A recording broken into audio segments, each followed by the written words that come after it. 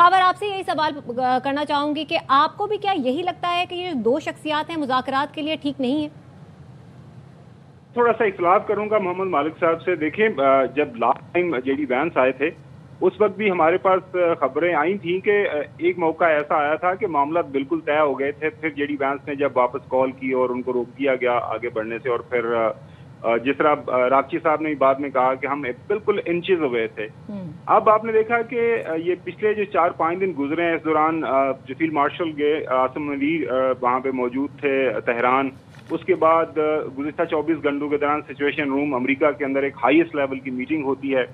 एक खबर के मुताबिक उस मीटिंग के दौरान पाकिस्तान दोबारा राब्ता किया जाता है। मेरे ख्याल में काफ़ी ज़्यादा मामला तय हो गए हैं और मुझे लग रहा है कि इन दोनों शख्सियात का आना पाकिस्तान, और ये बात बिल्कुल ठीक है जो फाइनल नोक पलक ठीक होगी, लेकिन जो है एवेंचुअली मामला बेहतरी की तरफ ही जा रहे हैं। और अगर इन दोनों अफराद की मौजूदगी में हमें ये खबर सुनने को मिल जाए कि प्रेसिडेंट ट्रंप जो है बाद में वो भी ज्वाइन करेंगे, वो जो फाइनल एक साइनिंग सेरेमनी के लिए भी, तो मेरे लिए सरप्राइज नहीं होगा। दोबारा मुज़ाकरात का शुरू हो जाना, देखें कितने दिन गुजरे हैं जब लास्ट टाइम जेडी वैंस यहाँ से गए थे। उस दौरान आपने देखा कि कितने सख्त बयानात का तबादला हुआ एक दूसरे के दरमियान।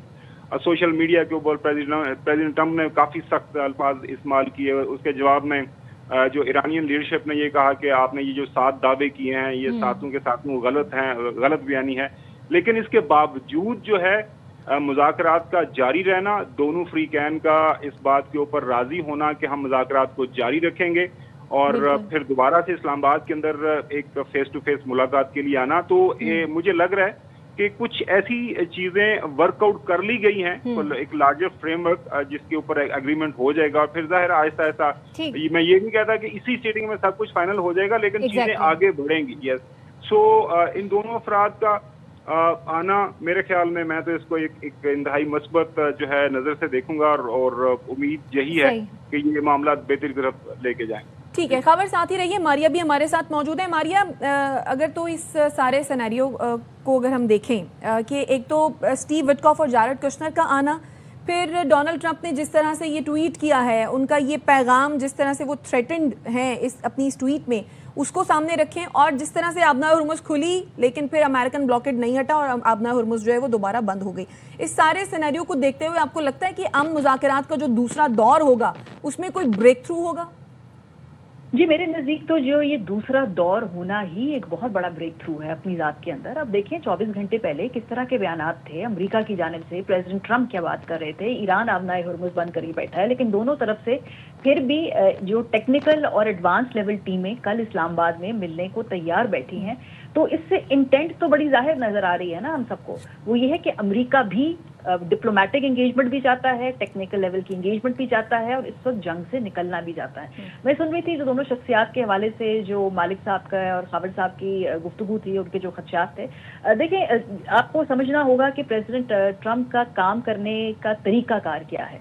वो टेक्निकल टीम से ज्यादा उन लोगों के ऊपर डिपेंड करते हैं जो उनके लॉयलिस्ट हैं, जो उनके घर के लोग हैं।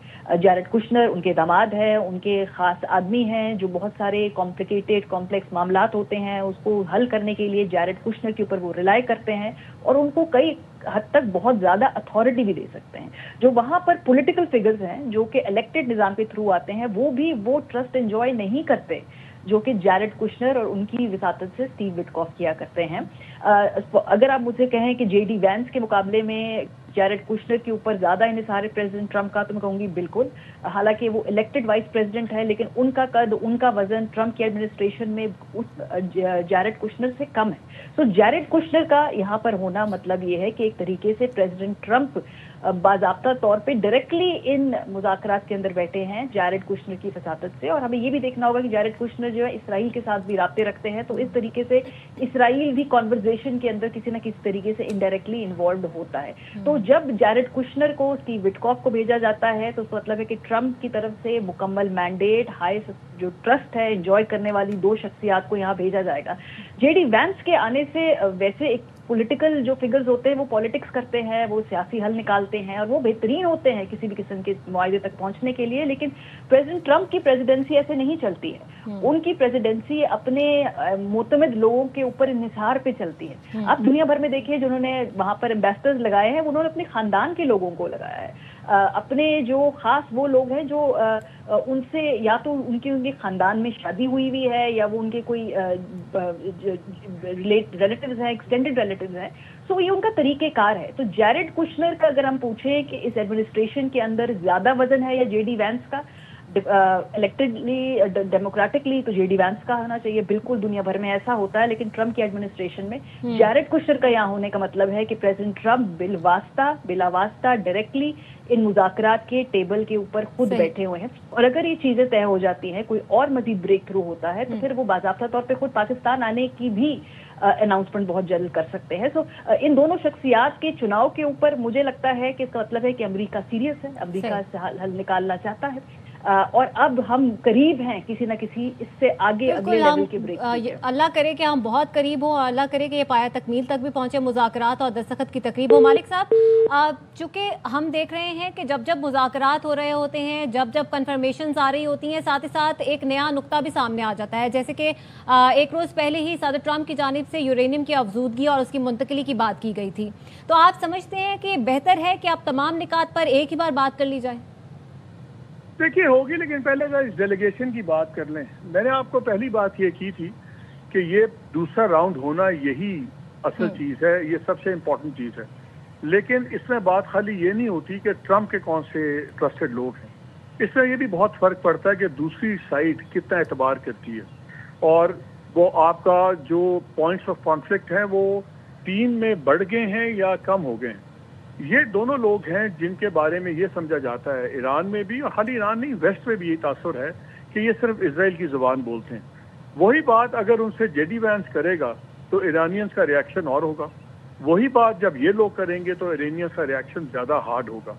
میں یہ بات کر رہا ہوں کہ ٹیم کی سلیکشن سے بڑا فرق پڑتا ہے. آپ کا کیا خیال ہے, جو لاسٹ ٹائم اتنی زیادہ چیزیں آگے گئیں اور وہ انہوں نے خود کہا, راکشی صاحب نے, کہ we are inches away from an agreement.